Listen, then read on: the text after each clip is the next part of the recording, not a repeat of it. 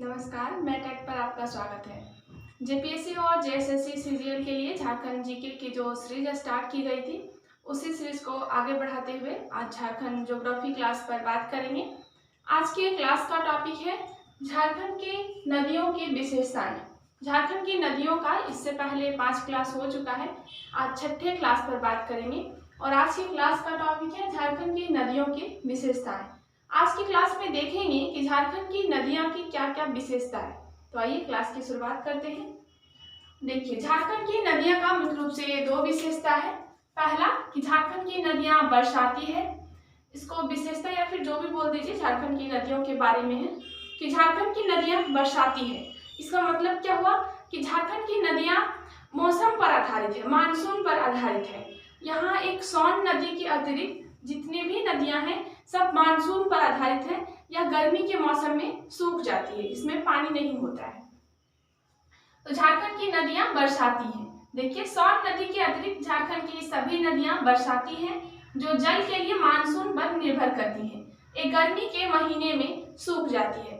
यहाँ से क्वेश्चन आता है कि झारखंड की नदियां बरसाती हैं, परंतु एक नदी झारखंड की कौन सी ऐसी नदी है जिसमें हमेशा यानी कि 12 महीने उसमें पानी होता है? तो यह सोन नदी। झारखंड की नदियों में सोन नदी के अलावा जितनी भी नदियां हैं बरसाती हैं। केवल सोन नदी बरसाती नहीं है, इसमें हमेशा पानी रहता है, यानी कि गर्मी के महीने में भी सोन नदी में पानी रहता है।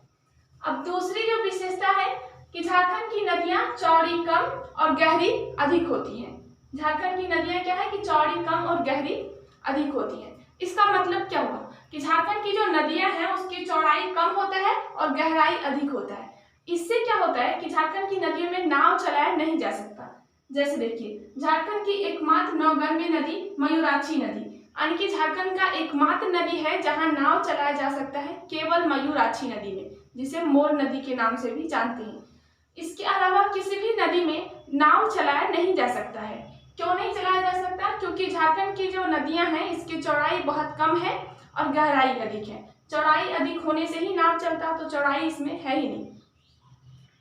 तो झारखंड की नदियां का मुख्य रूप से दो विशेषता था कि झारखंड की नदियां बरसाती हैं, दूसरा झारखंड की नदियां की चौड़ाई कम है और गहराई अधिक है। अब आगे देखिए, आगे कुछ गंगा नदी से जुड़े हुए देखने वाले हैं हम लोग। गंगा नदी तो झारखंड में नहीं पढ़ना था, लेकिन यह भारत की राष्ट्रीय नदी है, तो यहाँ से जुड़ा हुआ कुछ तथ्य एग्जाम में पूछ लिए जाते हैं। तो आइए उसको देखते हैं। गंगा नदी जो भारत की राष्ट्रीय नदी है, इसका उद्गम गंगोत्री हिमनद उत्तरकाशी जिला उत्तराखंड से है। उद्गम कहाँ से है? तो गंगोत्री हिमनद उत्तरकाशी जिला उत्तराखंड से। और इसका मुहाना है बंगाल की खाड़ी। गंगा नदी बंगाल की खाड़ी में जाके मिलती है। लंबाई है 2525 किलोमीटर। अब रहा बात कि हम लोग झारखंड में क्यों पढ़ रहे हैं इसको, तो यह झारखंड में कुल 80 किलोमीटर तक बहती है, इसलिए यहाँ पढ़ना है। देखिए, यह झारखंड में सिर्फ साहेबगंज जिले के तेलियागढ़ी में 80 किलोमीटर बहती है।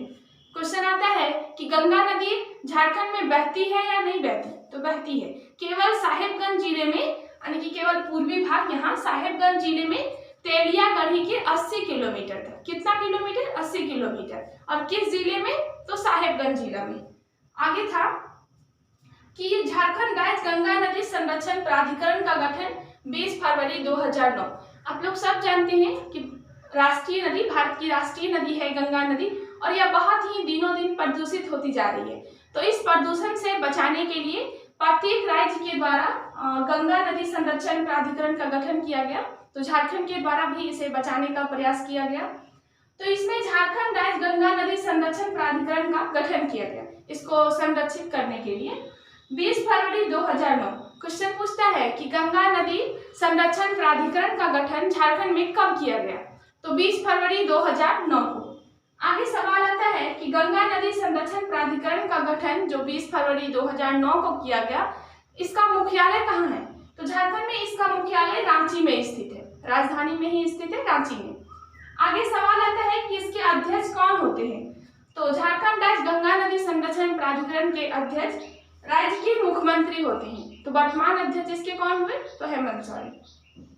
इसके अध्यक्ष राज्य के मुख्यमंत्री होते हैं। इसका मुख्यालय रांची में स्थित है और इसका गठन 20 फरवरी 2009 को किया गया।